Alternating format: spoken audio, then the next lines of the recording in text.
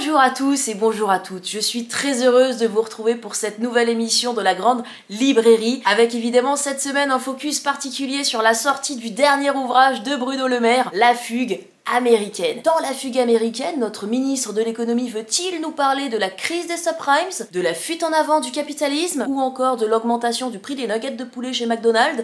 C'est tout de suite ce que nous allons voir dans La Fugue américaine. Alors avant de démarrer, on sent que l'auteur s'inscrit dans un héritage, avec notamment une référence à d'anciens ministres de l'économie, le dos tordu par sa scoliose. Là évidemment on pense qu'il s'agit de DSK.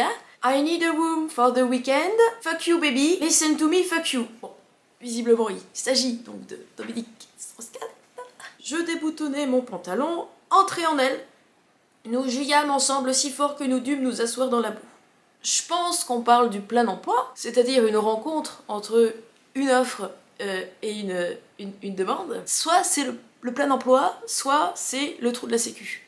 On continue avec visiblement une référence à l'actualité. Elle armait lentement son geste en levant haut le bras droit, comme si elle invoquait le soleil avant de lâcher son cou comme une gifle. Donc ça évidemment c'est une référence à la notation de Fichte. Fichte. C'est bien Fichte, avec un CH. Pas... Bon. Au fur et à mesure de l'ouvrage, l'auteur semble développer une vision un petit peu plus sociale. Est-ce que vous avez conscience, virgule, quand vous sucez avidement votre cigare,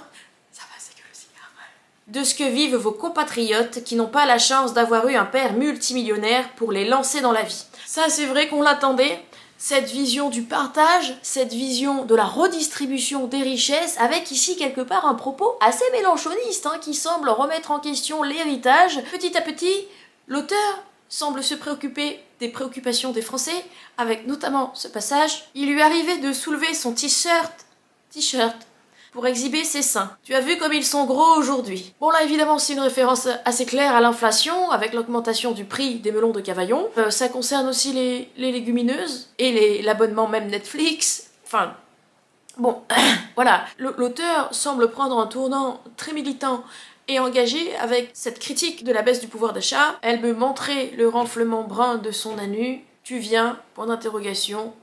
Je suis dilatée comme jamais. On pense que l'auteur nous parle de la baisse du pouvoir d'achat, puisqu'effectivement un caddie, ça coûte très cher, et que de plus en plus dans la vie, avant de sortir sa CB, faut descendre son pantalon. Voilà, donc c'était La Fugue américaine, un traité économique proposé par Bruno Le Maire, qui a une manière très particulière de parler d'économie. On s'étonne qu'il n'y ait pas eu de référence à la main invisible d'Adam Smith, parce que là ça aurait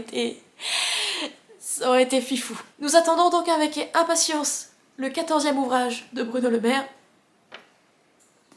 que nous nous ferons un plaisir de savourer.